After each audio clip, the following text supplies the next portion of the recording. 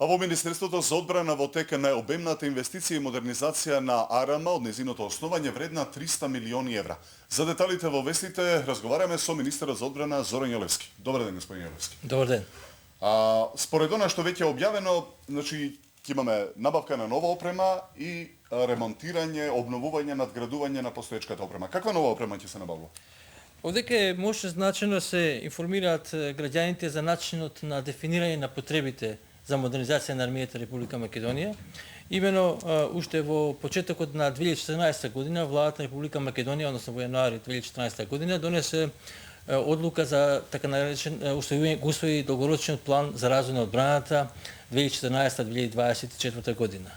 По преуземењето на функција министер за одбрана во јуни 2014 година, ја направив план како да се реализира оваа програма и се разбрави во координација со владата на Република Македонија со цел да се обезбеди соодветна финансиска поддршка. Паралелно веќе во септември месец и октомври беа формирани 12 интегрирани проектни тимови кои што имаа задача да направат анализа на тоа што располага армијата на Република Македонија, што се произведува во светот, кои се потребите и се разбира да ги дефинира спецификациите на средствата што треба да се набават.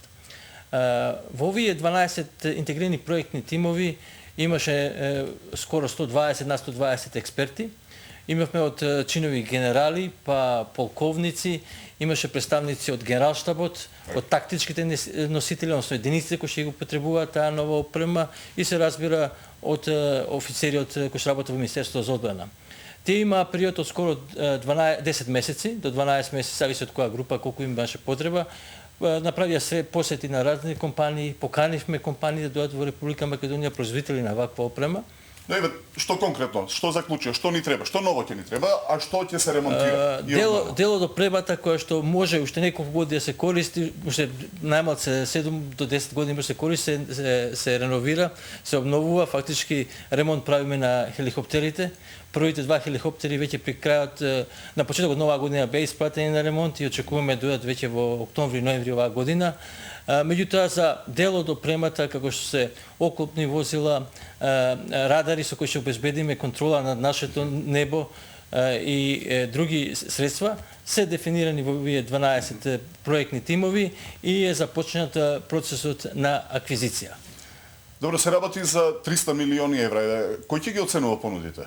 Овака, ја го објаснив првата фаза на дефинирање на потребите и спецификациите.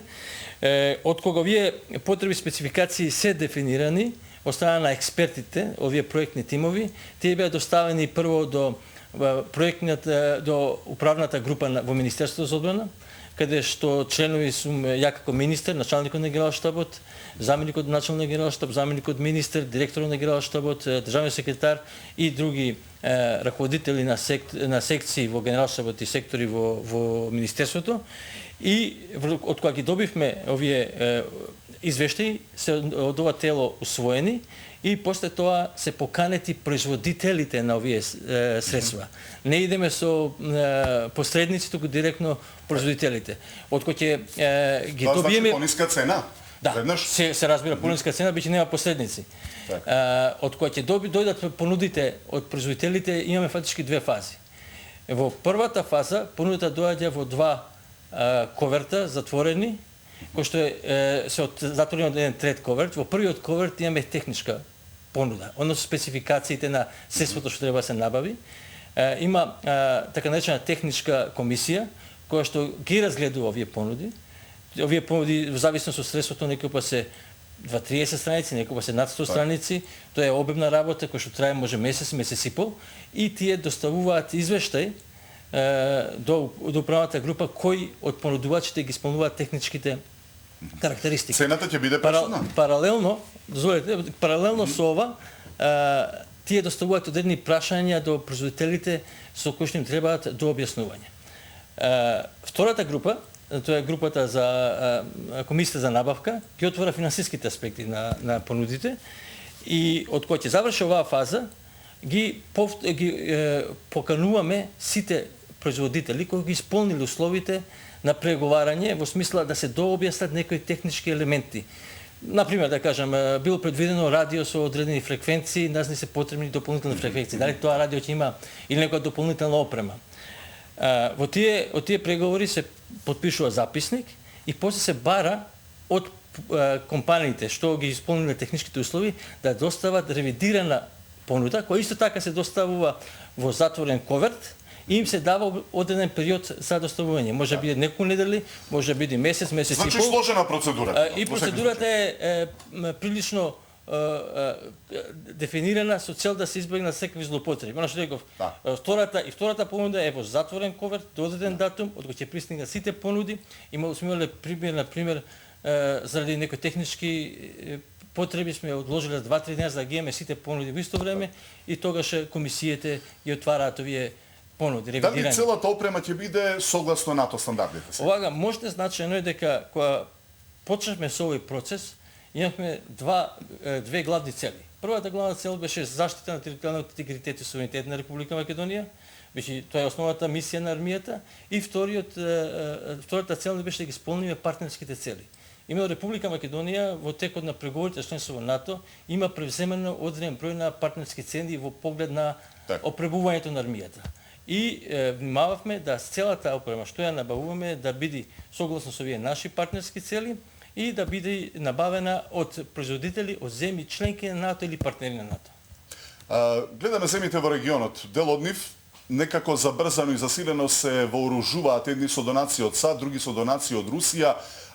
Зашто се работи овде, за потреба од вооружување за нивните сили само или пак за некаква закана од надвор? Дали Македонија има донации? Дали Македонија може да смета на донации со кои што би можела да се носи согласно своите потреби со околните земји?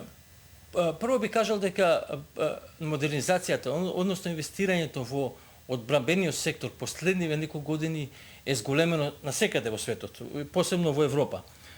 И не случајно една од главните заклучоци на самитот во Кардиф, предпоследниот самит на НАТО, беше дека земјите членки на НАТО треба да издвојуваат до 2% од брутен националниот доход за одбрана, од кои 20% ќе бидат за модернизација на нивните армии.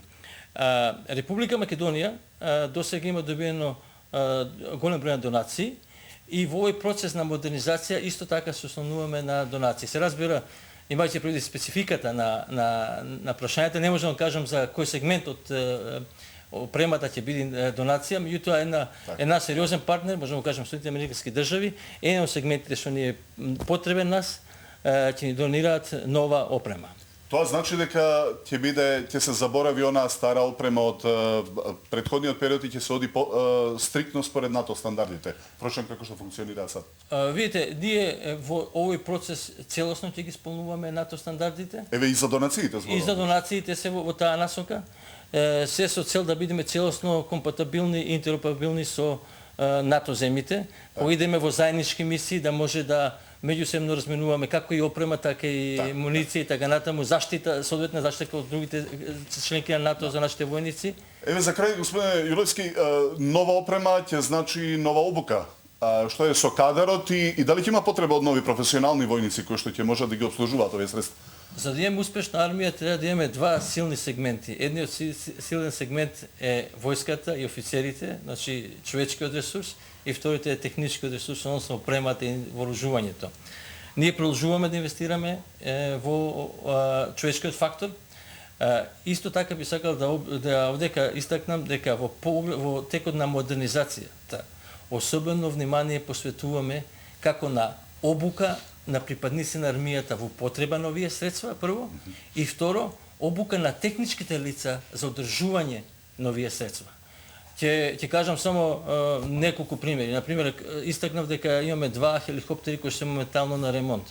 Паралелно со ремонтот, ние побарувавме од компанијата која тоа го прави, да не ги обучи нашите механичари, за да можеме, покрај што до сега сме го правиле, да можеме и посложени зафати околу одржување на хеликоптерите да правиме, и не само тоа, туку и да добијат соодветни лиценци.